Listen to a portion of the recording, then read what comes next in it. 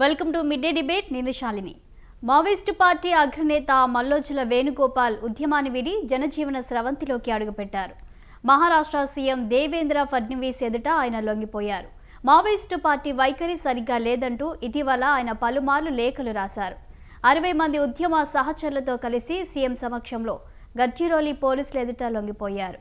ఆయనపై కొంత వ్యతిరేకత కూడా వస్తుంది. మరి ఈ అంశాలపై ఇవాల్టి మిడ్ డే డిబేట్లో చర్చిద్దాం. ముందుగా ఇవాల్టి మిడ్ డే డిబేట్లో అనలిస్టు మన్నెం కోటేశ్వరరావు గారు జాయిన్ అయ్యారు. వారితో మాట్లాడి తెలుసుకుందాం. నమస్తే అండి కోటేశ్వరరావు గారు. నమస్తే.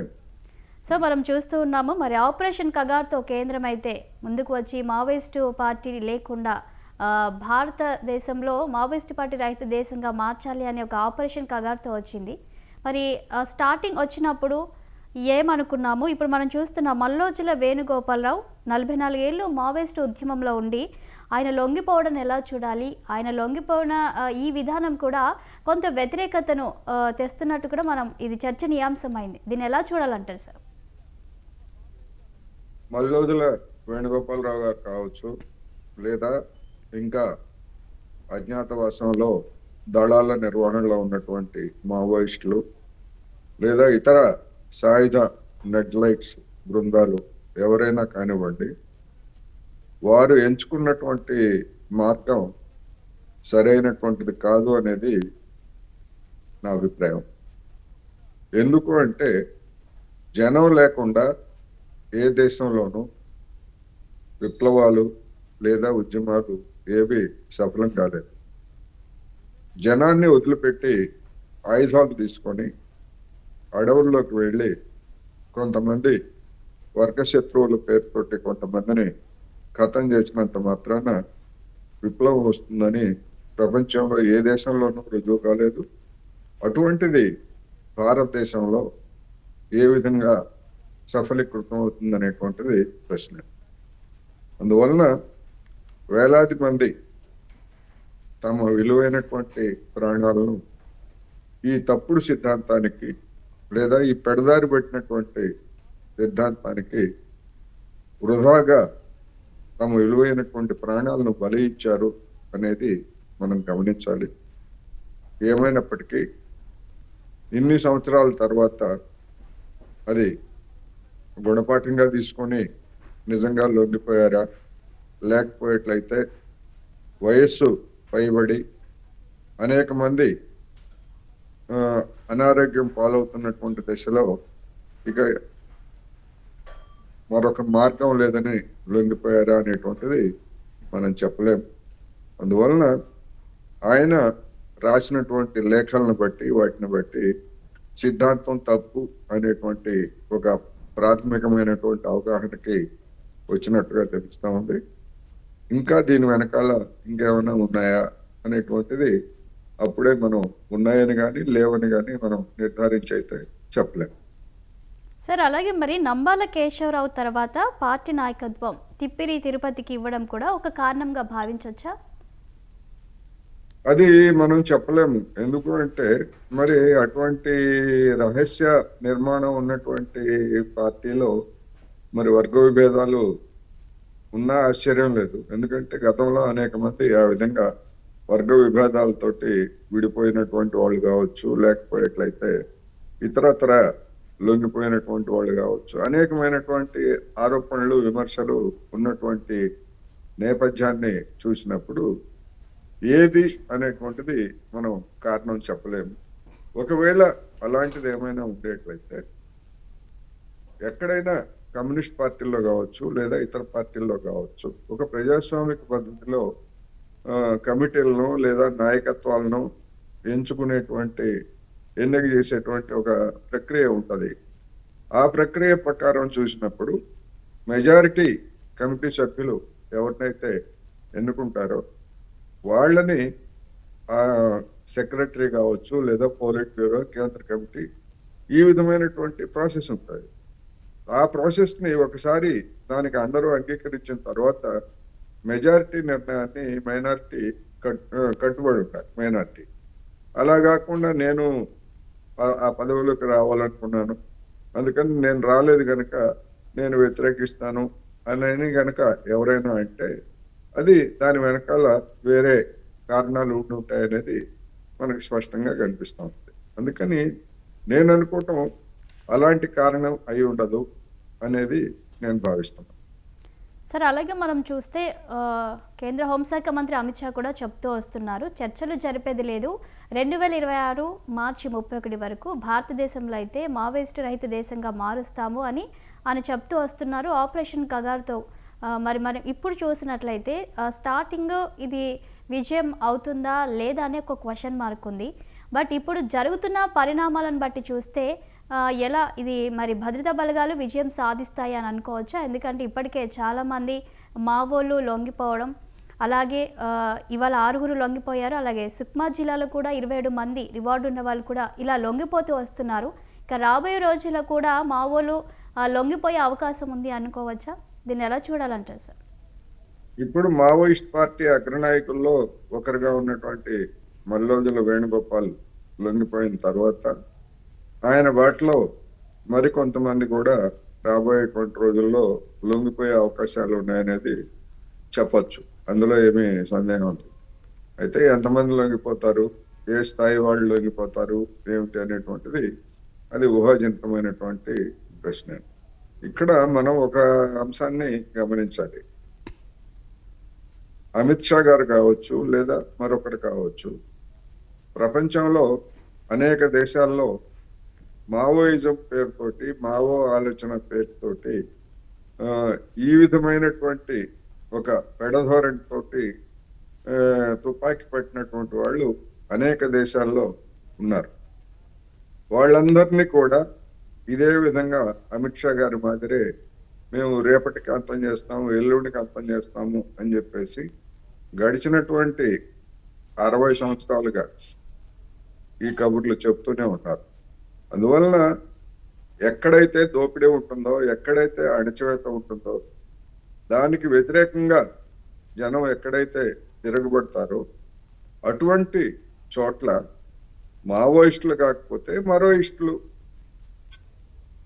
ఏదో ఒక రూపంలో ఉండేటువంటి సాయుధ శక్తులు తయారు కావడానికి, లేదా అక్కడ ఉన్నటువంటి దోపిడీ శక్తులను ప్రతిఘటించడానికి తయారు అయ్యేటువంటి అవకాశాలు స్పష్టంగా ఉంటాయి. అందువలన అమిత్ షా గారు చెప్పాల్సింది మావోయిస్టులను మేము అంతం చేస్తామని కాదు, దోపిడీని అంతం చేస్తాము, గిరిజనుల్ని లేదా ఇతర బలహీన వర్గాలని వాళ్ళ భూముల నుంచి మేము వెళ్ళగొట్టాం, వాళ్ళకు అవసరమైనటువంటి రక్షణ కల్పిస్తాము, వాళ్ళని సభ్య సమాజంలోకి గౌరవప్రదమైనటువంటి జీవనం సాగించే విధంగా వాళ్ళ జీవితాలను తీర్చిదిద్దుతామనే మాట మరి అమిత్ షా గారు ఎందుకు చెప్పడం లేదు?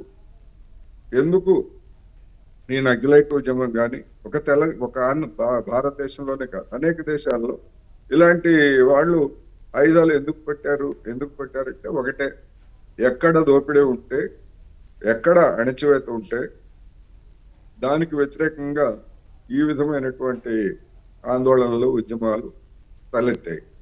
అందువల్ల మరి అటువంటి పరిస్థితుల్ని నివారించాలి. అటువంటి పరిస్థితులను నివారించకుండా కొంతమంది నాయకులను లేకపోతే కార్యకర్తలను, ముఖ్యంగా నా అనుమానం అయితే గడిచినటువంటి కొద్ది సంవత్సరాలుగా ఈ మావోయిస్టులు కావచ్చు, లేదా ఇతర నక్సలైట్స్ పార్టీలు లేదా గ్రూపులు ఏవైతే ఉన్నాయో వాటన్నింటిలోకి పోలీస్ ఏజెంట్లని పెద్ద ఎత్తున ప్రవేశపెట్టినట్టుగా కనిపిస్తూ ఉంది.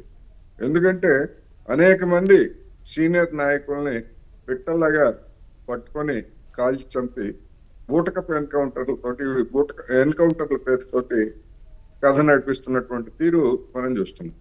అందుకని మొత్తంగా ఇలాంటి ఉద్యమాల్లో ఒక నక్సలైట్ మావోయిస్టులోనే కాదు, ఆ విధంగా పోలీసు ఏజెంట్లు ప్రవేశం అనేటువంటిది ప్రపంచంలో అనేక దేశాల్లో కూడా ఆ విధమైనటువంటి పెనిట్రేషన్ సహజంగానే చేస్తాయి భద్రతా బలగాలు లేదా వాళ్ళని వ్యతిరేకించేటువంటి శక్తులు. మన దేశంలో కూడా అది పరాకాష్ఠకు చేరినట్టుగా కనిపిస్తా ఉంది.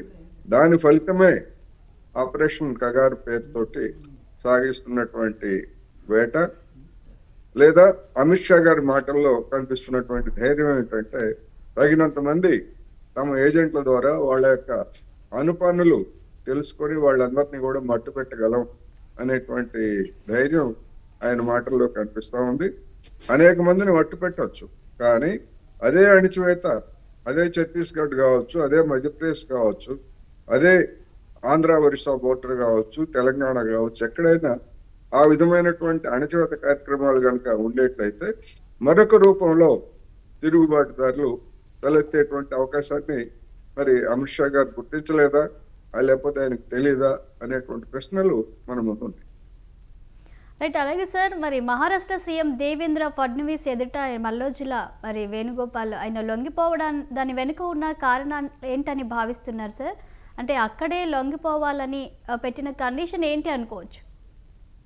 అది మనకి ఆ వివరాలు ఇంకా తెలియదు. ఎందుకంటే మల్లోజుల వేణుగోపాల్ తెలంగాణలో లొంగిపోతారు అనేటువంటి అభిప్రాయము లేదా అటువంటి వార్తలు వచ్చాయి. ఇక్కడ లొంగిపోవడం అంటే ఇక్కడ ఉన్నటువంటి ముఖ్యమంత్రి ముందు లొంగిపోవాలి.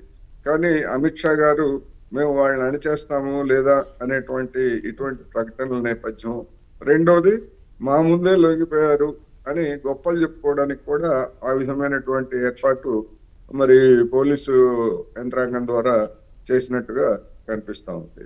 ఎందుకంటే ఇక్కడ ఆపరేషన్ కగారుకు సంబంధించి దాని మీద ఇక్కడ ఉన్నటువంటి కాంగ్రెస్ ప్రభుత్వం కూడా మావోయిస్టులతో చర్చలు జరపాలి అనేటువంటి అభిప్రాయాన్ని వెల్లడించింది. ఆ చర్చలు అనేటువంటి దానికి మరి ఇక్కడ ఉన్నటువంటి కాంగ్రెస్ పెద్దలు కూడా ఆ విధమైనటువంటి ప్రకటనలు చేసి ఉన్నటువంటి నేపథ్యంలో చూసినప్పుడు ఒక బీజేపీ తప్ప మిగిలినటువంటి అన్ని పార్టీలు మావోయిస్టులతో చర్చలకు సిద్ధపడాలి కేంద్ర ప్రభుత్వం అని చెప్పింది. అందుకని ఇక్కడ ముఖ్యమంత్రి సమక్షంలో లొంగిపోవడం కంటే బీజేపీకి చెందినటువంటి ఫడ్నవీస్ సమక్షంలో లొంగిపోవడం ద్వారా తాము ఇది తమ ఘనతగా చెప్పుకోవడానికి లేదా ఇతరత్ర రాజకీయ కారణాలు ఉన్నట్టుగా కనిపిస్తాం.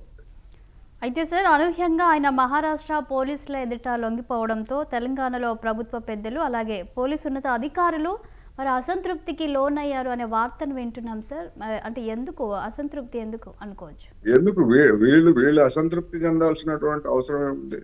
లొంగిపోవాలనుకున్న తర్వాత ఎక్కడైనా లొంగిపోవచ్చు. అది అంటే వీళ్ళ ఘనత లేకపోయేట్లయితే లొంగుబాట్లకి సంబంధించి ఏమైనా రివార్డులు ఎక్కడ లొంగిపోతే అక్కడ పోలీసులకి కొన్ని బహుమతులు ఇట్లాంటివి వస్తాయి శాఖాపరంగా. మరి అటువంటి వాటిని మనం కోల్పోయామని చెప్పేసి మరి ఇక్కడ పోలీసు అధికారులు ఏమన్నా అసంతృప్తి చెంది ఉండొచ్చు, కానీ ప్రభుత్వం అసంతృప్తి చెందాల్సినటువంటి అవసరం ఏముంది?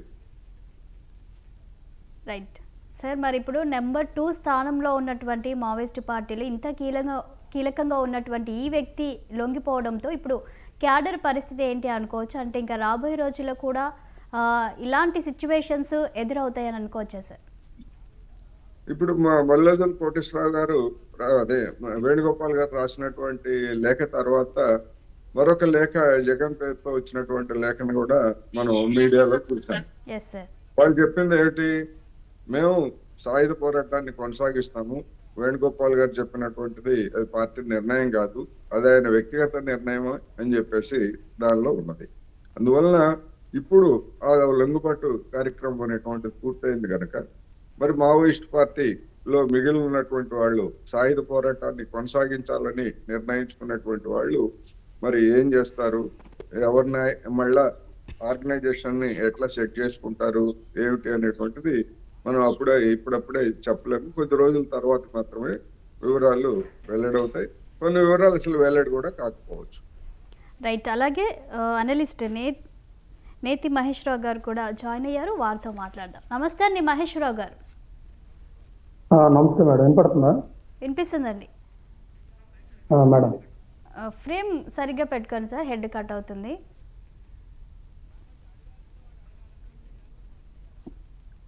ఓకేనా? రైట్ అండి. మరి మనం వింటూ ఉన్నాము వార్త, మావోయిస్టులో కీలకంగా ఉన్నటువంటి నెంబర్ 2 స్థానంలో ఉన్నటువంటి మల్లోజుల వేణుగోపాల్ ఆయన మరి అనూహ్యంగా లొంగిపోవడాన్ని ఎలా చూస్తున్నారు? దీనిపై మీ అభిప్రాయం ఏంటి సార్? నమస్కారం అందరికి. జనరల్ గా మన దేశ డిఎన్ఏలోనే ఈ హింసా విధానం అనేది ప్రమోట్ చేసే విధానం లేదు. మనం స్వతంత్రోద్యమం చూసినా కానీ ఎక్కడైనా కానీ అలాంటి వాతావరణం ఉన్న దీంట్లో వీళ్ళు సమాజంలో జరుగుతున్న అసమానతలు కానీ, సమాజంలో మార్క్ చేయలేకపోవటం కానీ వీటన్నిటి మీద చెల్లించి వీళ్ళు సమాజాన్ని మారుద్దామన్న యాంగిల్లో వీటన్నిటికీ అన్న కోణంలో బయటకు వెళ్ళి ఉంటారు వాళ్ళందరూ కూడా. డెఫినెట్ గా వాళ్ళందరూ కూడా సమాజం గురించి ఆలోచించేవాళ్ళు. కాకపోతే పాత్ ఎంచుకున్న విధానం అనేది వాళ్ళకి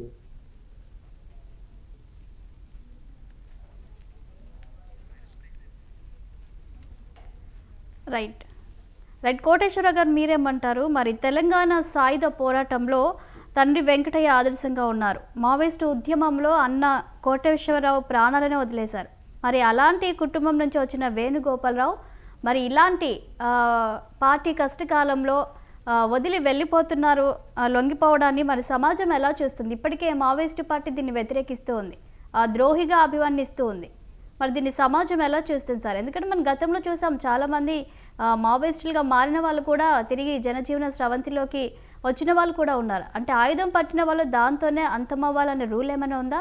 వాళ్ళకి కూడా కొన్ని విధి విధానాలు ఉంటాయి కదా, దీన్ని ఎలా చూడాలంటారు సార్? ఇప్పుడు మీరు సమాజం అనేటువంటి ఒక పెద్ద మాట వాడారు. నేను ముందే చెప్పాను, సమాజానికి లేదా సమాజంలో ఉన్నటువంటి అభిప్రాయాలు లేదా దానికి భిన్నంగా సమాజంతో నిమిత్తం లేకుండా కొద్దిమంది ఆయుధాలు పట్టుకొని ఒక దగ్గర నిప్పురవ్వని వెలిగిస్తే మొత్తం అంతా దేశం అంతా విప్లవంతో మండిపోతుంది అనేటువంటి ఒక తప్పుడు అవగాహనతోటి వీళ్ళందరూ కూడా ఆయుధాలు చేపట్టారు అనేది నేను ముందే చెప్పాను. అందువలన సమాజం ఇటువంటి లొంగుబాట్ల గురించి గతంలో అనేక మంది పెద్దలు లొంగిపోయారు. కానీ అప్పుడు సమాజంలో వీళ్ళ గురించి లేకపోతే ఆ లొంగుబాట్ల గురించి పెద్దగా ఏమి పట్టించుకున్నటువంటి ఏమి లేదు. లొంగిపోయారులే అని అనుకున్నారు తప్ప ఇంకోటి. రెండోది, వీళ్ళు చేస్తున్నటువంటి దళ చర్యలు కావచ్చు లేకపోతే ఇటువంటి వాటి గురించి కూడా జనం అంతగా పెద్దగా పట్టించుకోలేదు. వార్తలు చదువుకోవటం, పక్కన పడేయటం, పేపర్లను పక్కన పడేయటం, టీవీలు కట్టేయటం, అంతకు మించి సమాజంలో వీళ్ళ చర్యలకు పెద్దగా ఏమి స్పందన కూడా ఏమి లేదు.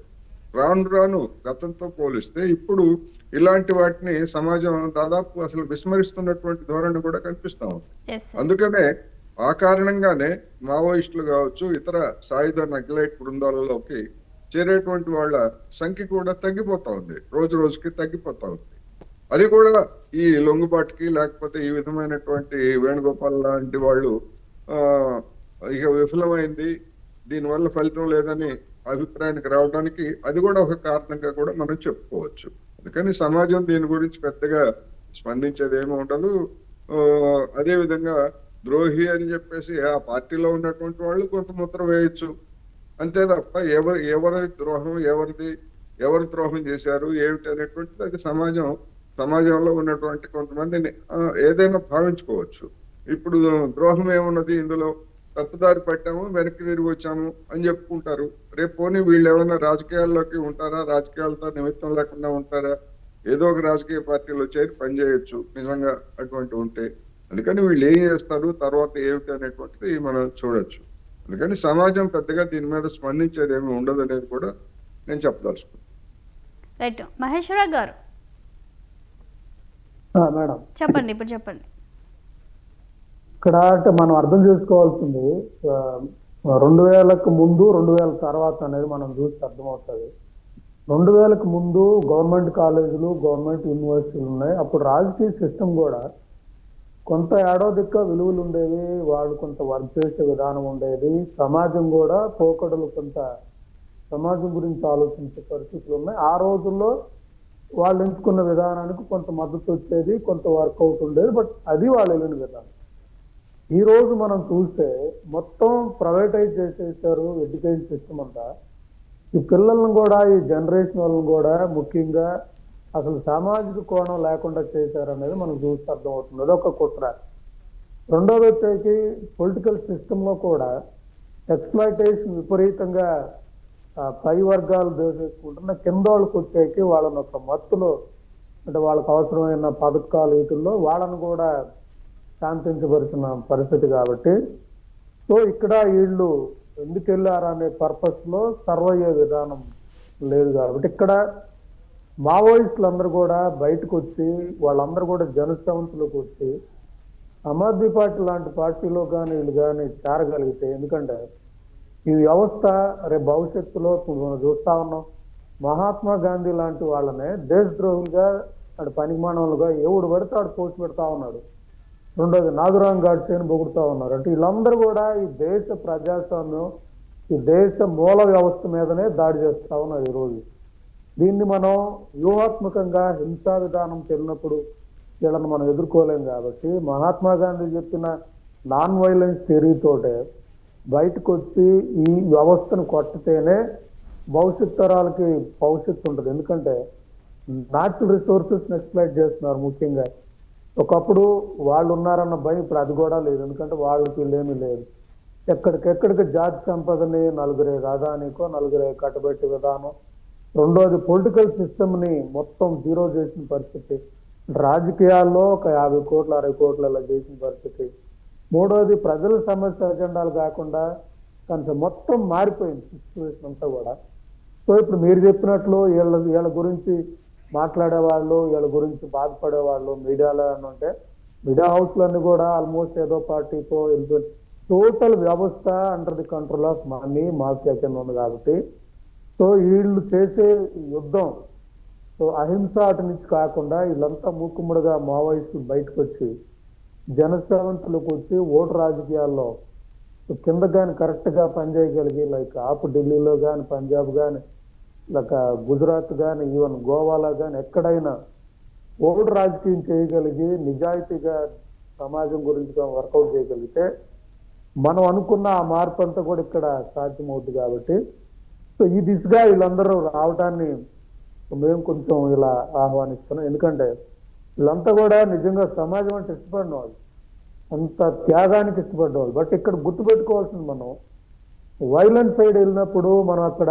మావోయిస్టులుగా మనం కాలుస్తున్నది ఎదురున్నది కూడా మన వాళ్ళే. ఆ రోజు మహాత్మా గాంధీ బ్రిటిషర్ నుండి మనం ఏదైతే ఉందో వైలెన్స్ ఎదుర్కోవాలన్నప్పుడు మనవాళ్ళు కూడా చనిపోతారు అప్పుడు.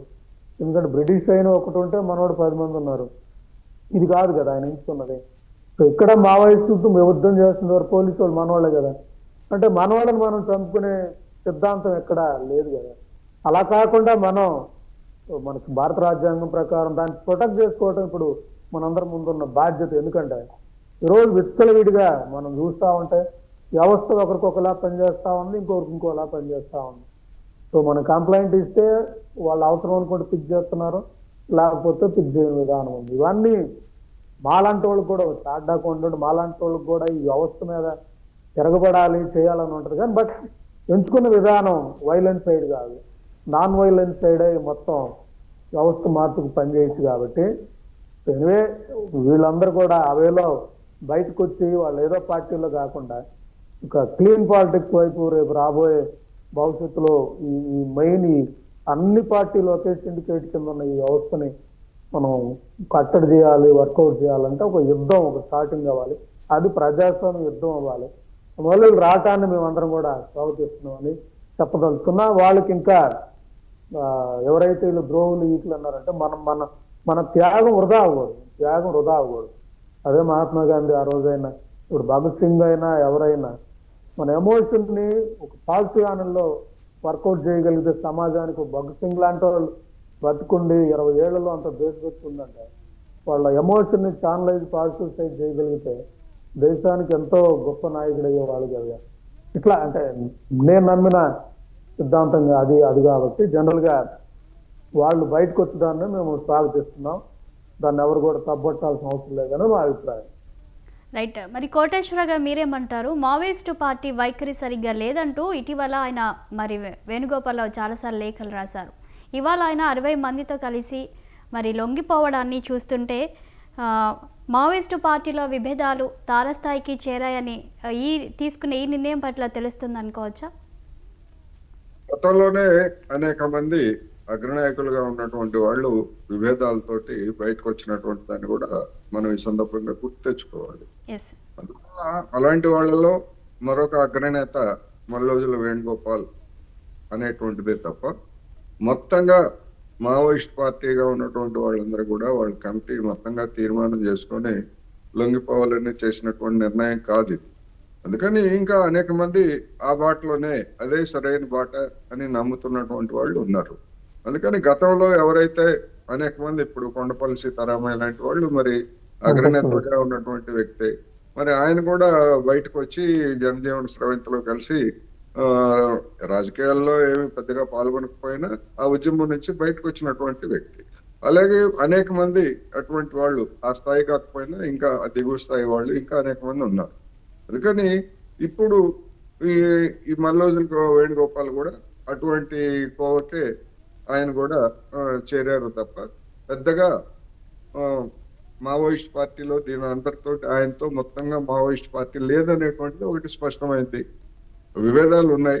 కొంతమంది ఈయనతోటే ఆమోదం పొందినటువంటి వాళ్ళు వచ్చి లొంగిపోయారు. రాబోయేటువంటి రోజుల్లో కూడా ఇంకా కొంతమంది రావచ్చు, లేదా ఎంతమంది రాకపోనవచ్చు. అందుకని ఒక ఒక చీలికగా కూడా దీన్ని చెప్పడానికి లేదు. చీలిక అంటే నెట్ట నిలువుగా లేకపోతే ఒక గణనీయమైనటువంటి భాగం పోలిట్ బ్యూరోలో కావచ్చు లేదా కేంద్ర కమిటీలో కావచ్చు, ఒక గణనీయమైనటువంటి భాగం నెట్ట నిలువుగా చీలిపోతే దాన్ని చీలిక అంటాం.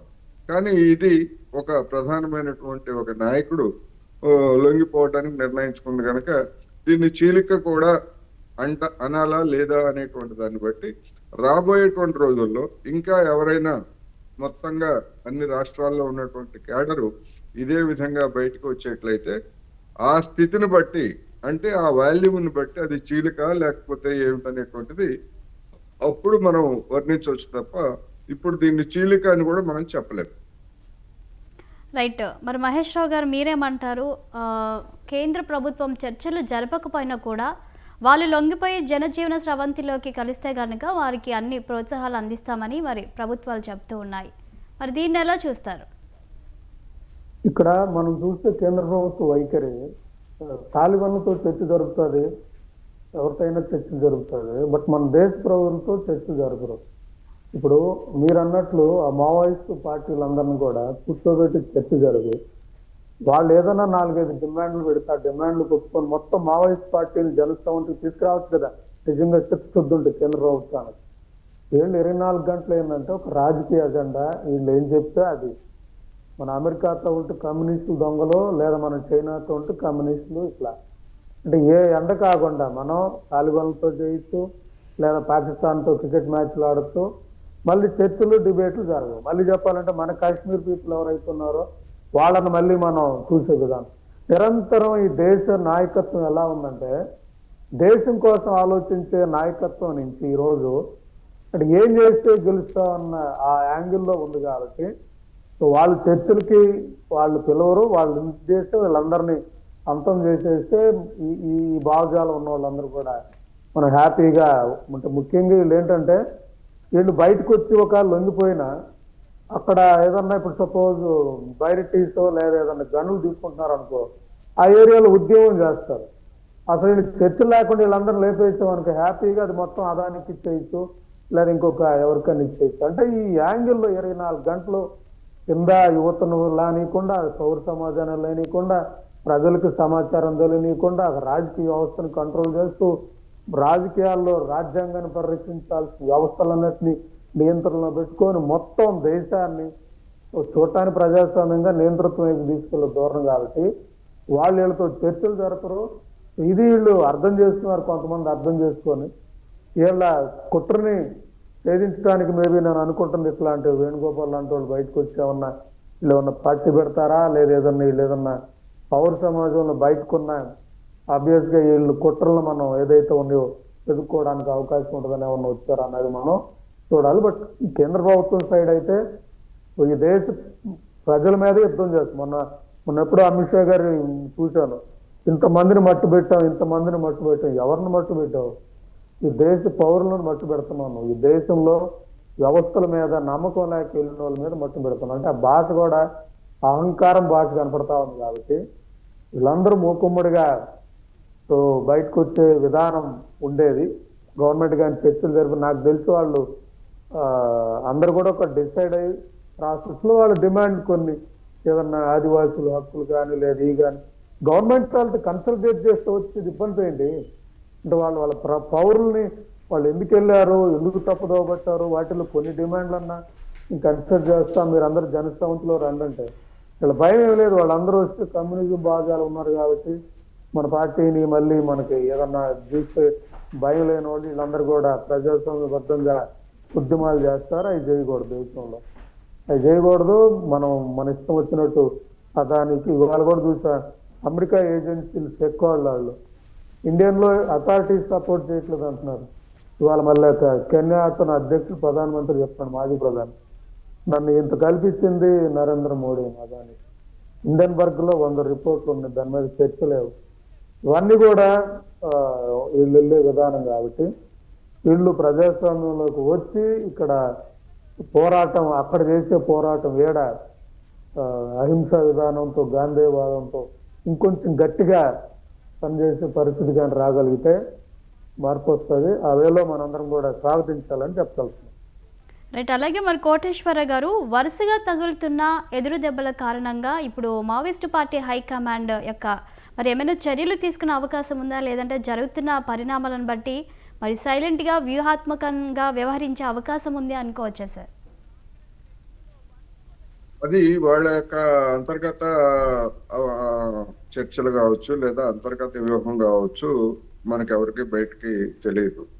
అందువలన ఇది ఒక పెద్ద దెబ్బ మావోయిస్టు ఉద్యమానికి లేదా ఆర్గనైజేషన్ కూడా ఇది ఒక పెద్ద దెబ్బ.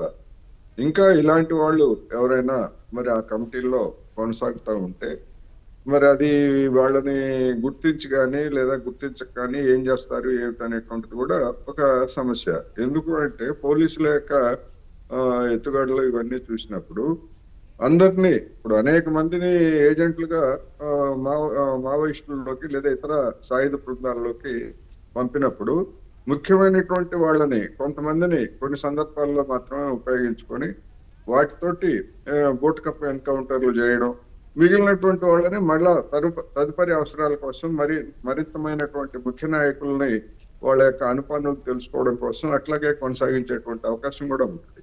అందుకని ఇప్పుడున్నటువంటి ఈ మావోయిస్టు దళాల్లో కావచ్చు లేదా కమిటీల్లో కావచ్చు, ఇంకా ఎవరైనా ఖచ్చితంగా నా అభిప్రాయం ప్రకారం అయితే ఖచ్చితంగా పోలీస్ ఏజెంట్లు గణనీయమైనటువంటి సంఖ్యలో ఉన్నారు.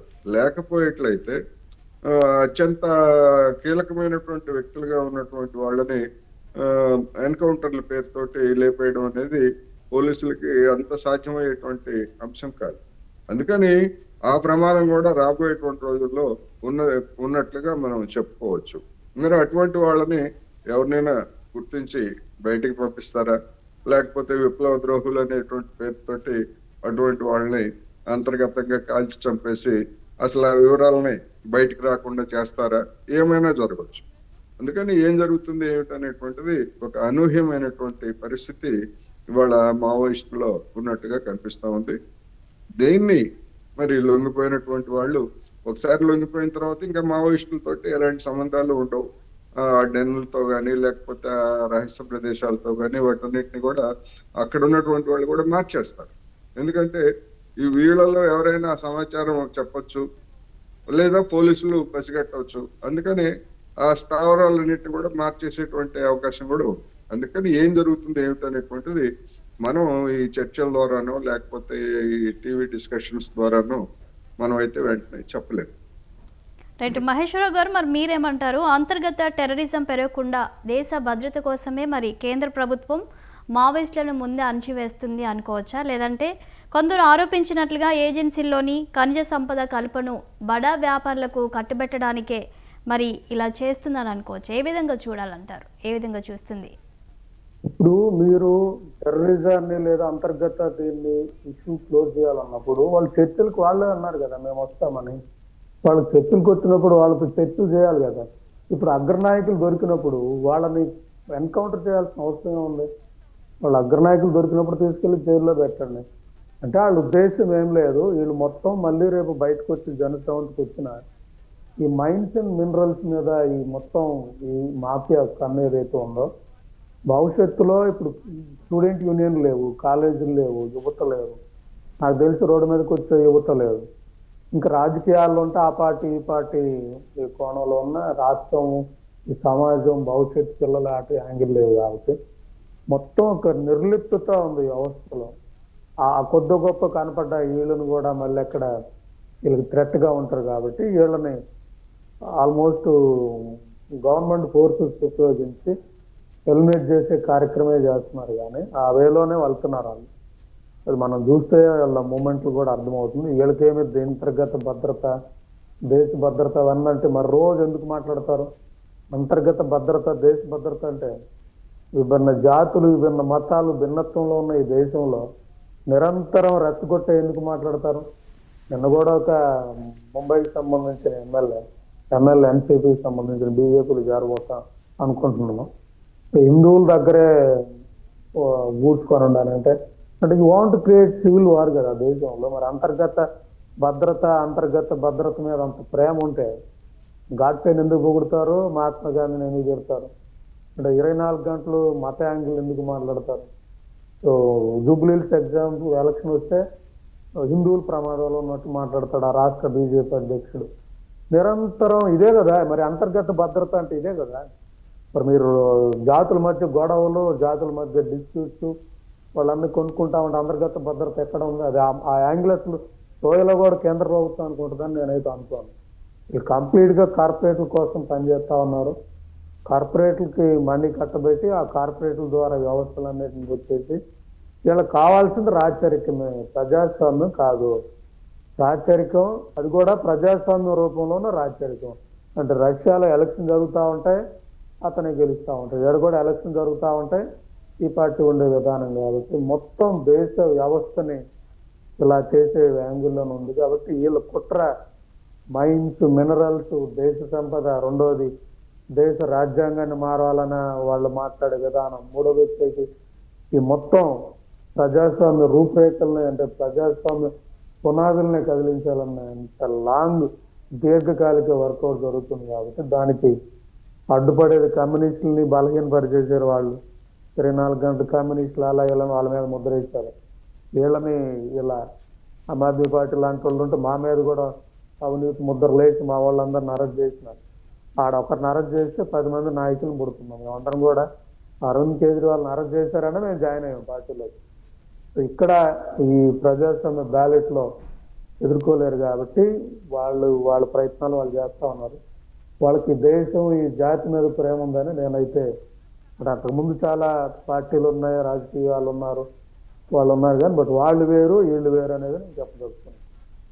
రైట్ కోటేశ్వరరావు గారు, మరి ఇటీవలే తిప్పిరి తిరుపతి పార్టీ ప్రధాన కార్యదర్శిగా బాధ్యతలు చేపట్టారు. ఇక ముందు ఆయనపై ఎలాంటి బాధ్యతలు, ఒత్తిడి పెరిగే అవకాశం ఉంది అనుకోవచ్చు? ఏ కార్యదర్శి అయినా లేకపోతే ఏ పార్టీకి చెందినటువంటి వాళ్ళైనా కానీ వాళ్ళు ఎంచుకున్నటువంటి మార్గాన్ని ముందుకు తీసుకుపోవాలంటే ఏం చేయాలి, ఏమిటి అనేటువంటిది వాళ్ళ మీద ఉండేటువంటి దాన్ని ఒత్తిడి అంటారా, బాధ్యత అంటారా, లేకపోతే ఏమిటి అనేటువంటిది వాళ్ళకు ఉన్నటువంటి కర్తవ్యం. ఇప్పుడు మిగిలిపోయినటువంటి మావోయిస్టులు మరి సాయుధ పోరాటాన్ని కొనసాగించాలి అని నిర్ణయించుకున్నట్టుగా కొన్ని లేఖలు వెల్లడించాయి. దానికి అనుగుణంగానే వాళ్ళ వ్యవహారం ఉంటుంది. ఇప్పుడు పోయిన వాళ్ళు పోగా మిగిలినటువంటి వాళ్ళని పటిష్టపరుచుకొని మరిన్ని ఆయుధాలు సంపాదించుకొని మరి కొత్త ప్రాంతాలకు విస్తరిస్తారా, లేకపోతే పాత ప్రాంతాల్లోనే పట్టుకొని దాడులకి లేకపోతే ఇట్లాంటి దాడి చర్యలకు కొనుక్కుంటారా ఏమిటనేటువంటిది మనం రాబోయే రోజుల్లో చూడాల్సిందే. ఏం చేస్తారు ఏమిటనేటువంటిది వాళ్ళేమి ఇప్పుడు బహిరంగంగా వచ్చి ఇప్పుడు సిపిఐ, సిపిఎం లేకపోతే ఆమ్ ఆద్మీ పార్టీ, కాంగ్రెస్, బీజేపీ ఇవన్నీ కూడా బహిరంగంగా ప్రజాస్వామిక వ్యవస్థలో రాజ్యాంగం ప్రకారం భిన్నమైనటువంటి అభిప్రాయాలు, తేడాలు ఉన్నప్పటికీ బహిరంగంగా పనిచేస్తున్నటువంటి పార్టీలు ఇవి. వాళ్ళందరినీ కూడా మనం ఎప్పుడైనా ఏదైనా దీని మీద మీ వైఖరి ఏమిటి, మీరు ఏం చేయబోతున్నారు ఏమిటని మనం అడగవచ్చు. కానీ రహస్యంగా ఉండేటువంటి మావోయిస్టులు కావచ్చు లేదా మరొక పార్టీ వాళ్ళని కానీ ఆ విధంగా స్వేచ్ఛగా అడగటానికి అవకాశం ఉండదు. మనం చూసాం గతంలో కూడా కొంతమంది ఎంపిక చేసుకున్నటువంటి జర్నలిస్టులని వాళ్ళు ప్రత్యేకంగా పిలిపించుకొని అడవుల్లోకి వాళ్ళు తీసుకెళ్లి కానీ లేకపోయేట్లయితే అడవుల పేరుతోటి హైదరాబాద్ లాంటి మహానగరంలోనే ఒక డెన్లో వాళ్ళందరినీ కూడా కూర్చోబెట్టి ఇంటర్వ్యూలు ఇచ్చినటువంటి ఉదంతాలు మనకు తెలుసు. అందుకని అవన్నీ కూడా రహస్యమైనటువంటి కార్యకలాపాలు తప్ప బహిరంగమైనటువంటి కార్యకలాపాలు కాదు. కానీ ఏం జరుగుతుంది ఏమిటనేటువంటిది మనం వేచి చూడాల్సిందే. అదేవిధంగా ఇప్పుడు ఈ ఊపుతోటి ఈ విధమైనటువంటి బెదిరింపులు కావచ్చు, లేదా ఇటువంటివన్నీ కూడా ఈ ఎత్తుగడలు ఫలిస్తున్నాయి గనక మిగిలినటువంటి వాళ్ళని కూడా మనం త్వరలోనే, అంటే మార్చి గడువు పెట్టారు కనుక మార్చిలోగానే లేపేయగలం అనేటువంటి దాంతో మరి ప్రభుత్వం ఇంకా పెద్ద ఎత్తున భద్రతా బలగాలని వీళ్ళందరినీ కూడా తీర్చి మొత్తం జల్లెడ పడుతుందా, ఏం చేస్తుంది అనేటువంటిది రాబోయే రోజుల్లో మనం చూడాల్సింది. చూసిన తర్వాత మాత్రమే మనం వాటి మీద కామెంట్ చేయగలం. రైట్ మహేశ్వరరావు గారు, మీరేమంటారు? మామూలు లొంగుబాటు మరి భద్రతా బలగాల నిరంతర ఒత్తిడి ద్వారా మరి వాళ్ళు లొంగిపోవడాన్ని ఇది భారీ విజయము భద్రతా బలగాలకు అనుకోవచ్చా? మీరేమంటారు దీనిపై? ఇప్పుడు అంటే రాజుతో మనం పోటీ పడలేం ఎప్పుడైనా కూడా. రాజు ప్రజాస్వామ్యబద్ధంగా అంటే నేను అదే అంటున్నాను. అంత ముందున్న ఎవరైతే వాళ్ళు ఉన్నారో అప్పుడున్న పోలీస్ అధికారులు కానీ అప్పుడున్న వాళ్ళు కానీ ఎంతో కొంత వాళ్ళలో ప్రజాస్వామ్య విలువలు, ఇది మనవాళ్ళే, మన దారి తప్పిన బిడ్డలన్న ఏడో ఉండేది.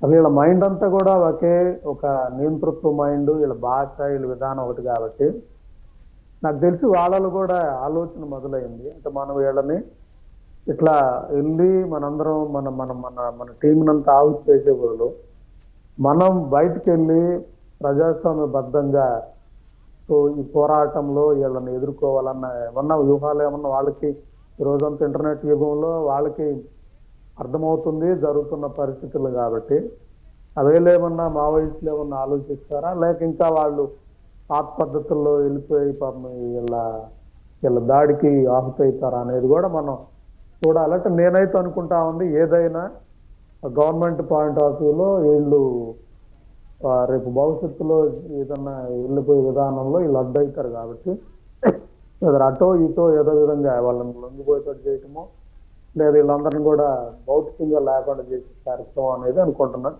బట్ లొంగిపోయేది కొద్దిగున్నా ఎక్కువ భౌతికంగా లేకుండా చేసి నిర్మూలించాలన్న దాంతో ఉంది. ప్లస్ ప్రజల నుంచి కూడా అంత పాపం స్పందన లేదు. ఎందుకంటే ఈ రోజుల్లో ఎవరి పాటికి వాళ్ళు కింద చిన్న పథకాలు వస్తున్నాయి, నిశా కల్తీ మత్తులు వాళ్ళ పాటికి వాళ్ళు, గ్రామాలు చూస్తే పల్లెలు కానీ కానీ సామాజిక స్పృహ ఉన్న వాళ్ళు ఒక ఇద్దరు ముగ్గురు కూడా లేని పరిస్థితులు, సమాజంలో మార్పులు కూడా వీళ్ళకి సపోర్ట్ సిస్టమ్ రాకపోవటం వల్ల వాళ్ళు కూడా నిర్లిప్తకి గురై మేబీ ఏమన్నా ఆలోచిస్తారు ఏందనేది కూడా మనం చూడాలి.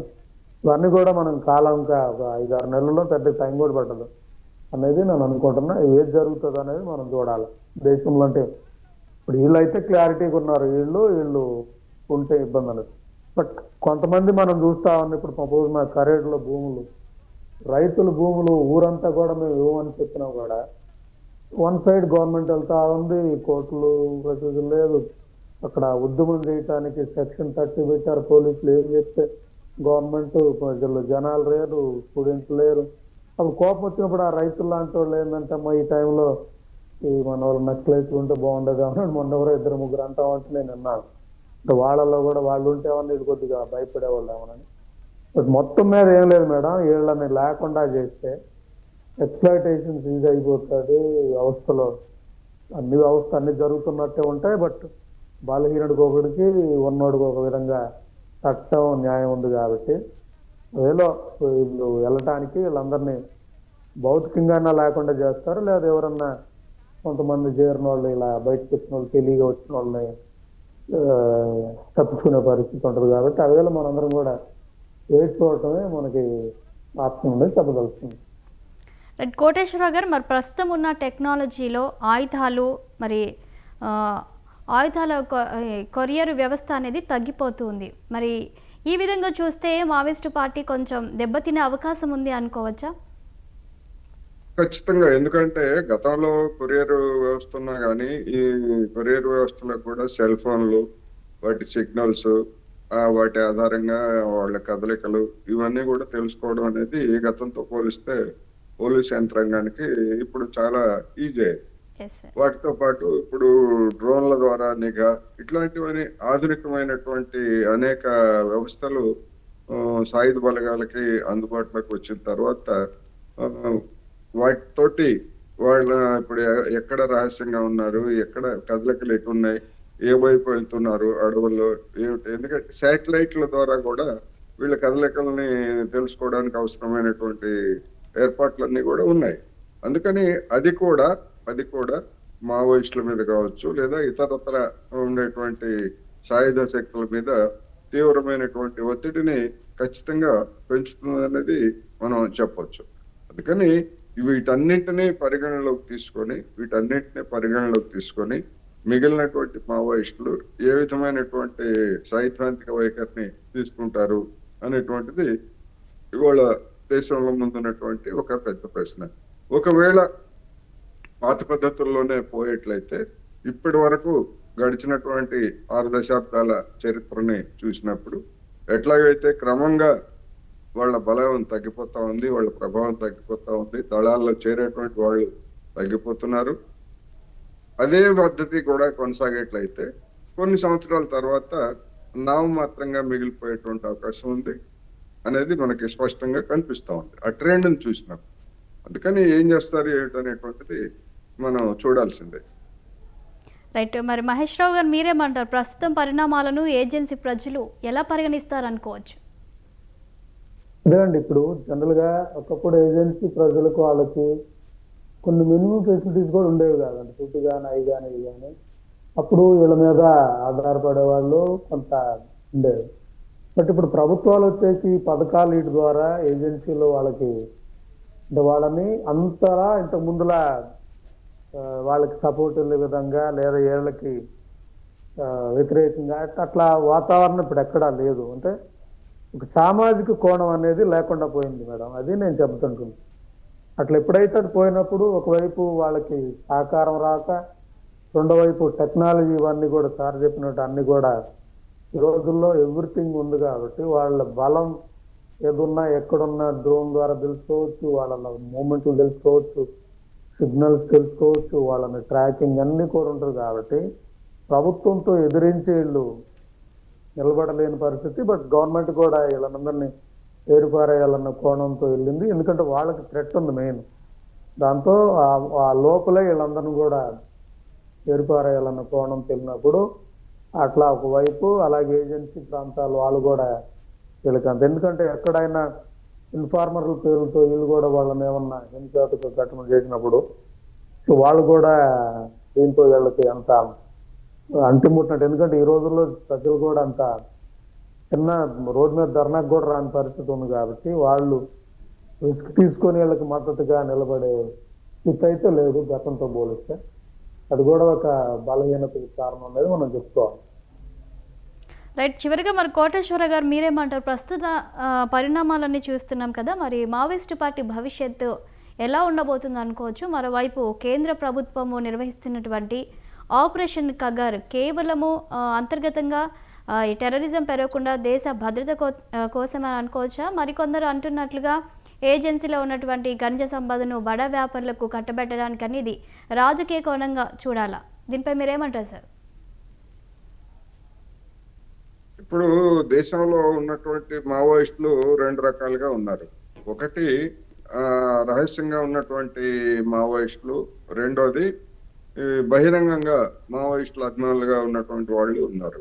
మరి వీళ్ళు ఇద్దరు కూడా సమన్వయపరుచుకొని ఈ వైఖరి విఫలమైంది, దీంతో ముందుకు పోలేము అనేటువంటి ఒక ఏకాభిప్రాయానికి వస్తే అందరికీ కూడా వాళ్ళకి కూడా మంచిదే. వాళ్ళ రాజకీయాల ప్రకారం ఎవరైనా ఇప్పుడు బీజేపీని వ్యతిరేకిస్తారా, కాంగ్రెస్ను వ్యతిరేకిస్తారా ఏమిటి అనేటువంటిది వాళ్ళ యొక్క రాజకీయ వైఖరిని బట్టి ఉంటుంది. అది ప్రజాస్వామిక పద్ధతుల్లో ఎవరైనా పనిచేయచ్చు. అందువలన ఆ విధమైనటువంటి ఒక వైఖరిని తీసుకోవాలనేది నేను చివరిగా చెప్పదలుచుకున్నాను. అలాగే సార్, మరి చివరిగా మావోయిస్టు పార్టీ యొక్క భవిష్యత్తు ఎలా ఉండబోతుంది అనుకోవచ్చు? పార్టీ భవిష్యత్తు అనేటువంటిది దానికి భవిష్యత్తు అయితే లేదు, నేను ముందే చెప్పాను. దాని భవిష్యత్తు లేదు, అది తప్పుదారి పట్టినటువంటి సిద్ధాంతం. తప్పుదారి పట్టినటువంటి సిద్ధాంతాలుగా ఎక్కడ భవిష్యత్తు ఉండదు అని మాత్రం చెప్పొచ్చు.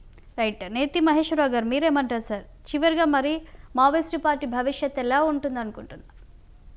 మన శక్తిని ఎప్పుడు కూడా మనం ఛానలైజ్ చేసే విధానం మీదనే మన భవిష్యత్ తరాలకి ఉపయోగపడుతుంది. కాబట్టి మన శక్తి, మన దేశభక్తి, మన నిబద్ధత, సమాజానికి చేయాలన్న ఈ ఆలోచన అన్ని కూడా ఇంకా తెలివిగా ఇంకా అవసరమైతే మోర్ గాంధీవాదంగా వర్కౌట్ చేసి ఛానలైజ్ చేసి వ్యవస్థల్ని కొట్టడానికి ఉపయోగించాలి. కానీ మన శక్తిని మనం ఎమోషనల్తో మనం హరించిపోయే విధంగా జరగటం అంటే ఈ జాతికి మనం అన్యాయం చేసుకోవడం అవుతాం. కాబట్టి సో మనం ఇంపాక్ట్గా ఉండాలి, బతకగలగాలి, మన వ్యూహాలు ఉండాలి, మన నిజాయితీ, మన నిబద్ధత అన్ని కూడా సమాజానికి రావాలి. కాబట్టి వీళ్ళందరూ కూడా నేను అనుకుంటుంది వ్యూహాత్మకంగా ఆలోచించి సో శత్రువుని ఎదుర్కోవడానికి రూపాంతరం చెందాల్సిన పరిణామాల్లో రూపాంతరం చెందాలనేది ఒక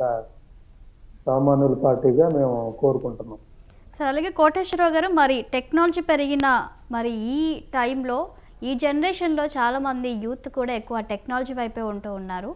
మరి ఇలాంటి సమయంలో మనము రాబోయే రోజుల్లో మా వాళ్ళు ఏమైనా పెరుగుతారు అని అనుకోవచ్చా ప్రజెంట్ ఉన్నటువంటి జనరేషన్ని బట్టి చూస్తే? ఇప్పుడు సామాజిక బాధ్యత గురించి పట్టించుకున్నటువంటి వాళ్ళు తగ్గిపోయారు. దీనికి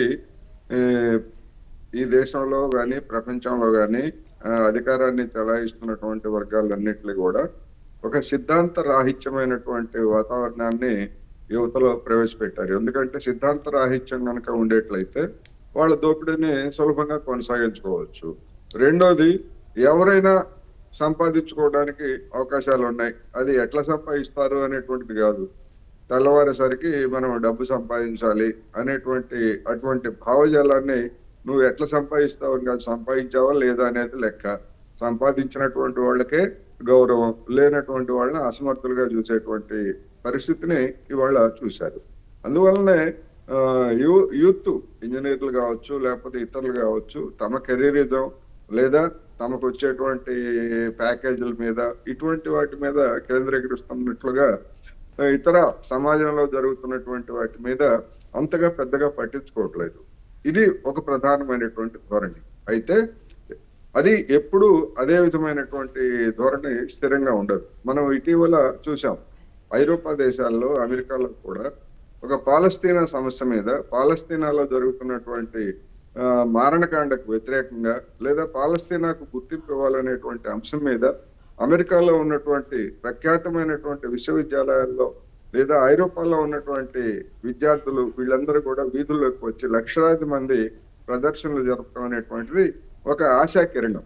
అందువలన ఈ బాధ్యతారాహిత్యం అనేటువంటి ఒకవైపు పెరుగుతున్నటువంటి ఆందోళన కలిగిస్తున్నప్పటికీ మరొక వైపు బాధ్యతాయుతంగా ఆలోచించేటువంటి యువత కూడా ఉన్నది, మొత్తం చచ్చిపోలేదు అనేటువంటి ఆశ కూడా కనిపిస్తున్నటువంటి ఈ నేపథ్యాన్ని చూసినప్పుడు ఖచ్చితంగా సమాజంలో జరుగుతున్నటువంటి అన్యాయాలకు వ్యతిరేకంగా తిరగబడేటువంటి వాళ్ళు, గళమెత్తేటువంటి రేపటి తరం పౌరులు అనేటువంటి వాళ్ళు ఖచ్చితంగా వస్తారు.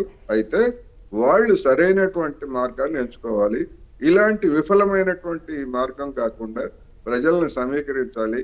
అహింసాయుతమైనటువంటి పద్ధతుల్లో ఖచ్చితంగా భారతదేశం స్వాతంత్రోద్యమం చూపించిన అహింసాయుతమైనటువంటి మార్గమే అనేక దేశాలు చూపించాయి. అవన్నీ విఫలమైనప్పుడు తర్వాత ఏం చేయాలా ఏమిటి అనేటువంటిది ఆ దశలో తీసుకోవాల్సినటువంటి నిర్ణయాన్ని ముందుగానే తీసుకొని మావోయిస్టులు చేసినటువంటి తప్పిదాన్ని యూత్ కానీ లేదా ఇతర పార్టీలు కానీ చేయకుండా ఉండి ప్రజల సమస్యల మీద మరింతగా కేంద్రీకరించాల్సినటువంటి అవసరం ఉన్నది. అటువంటి రోజులు రాబోయే రోజులు త్వరలోనే వస్తున్నాయి. ఎందుకంటే మన కేంద్ర ప్రభుత్వం సంస్కరణల పేరుతోటి రుద్దుతున్నటువంటి అనేక ప్రజా వ్యతిరేక విధానాలకి మనం చూసాం. రాజధానిలో ఏడాది పాటు రైతుల ఆందోళన చూసాం, దాంతో వెనక్కి తగ్గాల్సి వచ్చింది. మళ్ళా అవే చట్టాలని మరొక రూపంలో ప్రవేశపెట్టడానికి, అంతకంటే దుర్మార్గమైనటువంటి పద్ధతుల్లో మొత్తం కార్పొరేట్ల చేతుల్లోకి వ్యవసాయ రంగాన్ని, పారిశ్రామిక రంగాన్ని, మొత్తం వాణిజ్యాన్ని కూడా కార్పొరేట్లకు అప్పగించేటువంటి ప్రయత్నాలు జరుగుతున్నాయి. వాటికి వ్యతిరేకంగా బంతిని ఎంత గట్టిగా కొడితే అంత వేగంగానే మళ్ళా తిరిగి వస్తుంది అన్నట్టుగా వాటికి వ్యతిరేకంగా కూడా ఉద్యమాలు చెలరేగేటువంటి అవకాశాలు స్పష్టంగా కనిపిస్తున్నాయనేది నేను ఈ సందర్భంగా చెప్పదలుచుకున్నాను. రైట్, థ్యాంక్ యూ అండి. ఇవాళ మిడ్ డే డిబేట్లో పాల్గొన్నటువంటి కోటేశ్వరరావు గారికి అలాగే మహేశ్వరరావు గారికి థ్యాంక్ యూ అండి. ఇది ఇవాల్టి మిడ్ డే డిబేట్. మరో డిబేట్తో మళ్ళీ కలుద్దాం. చూస్తూనే ఉండండి స్వతంత్ర.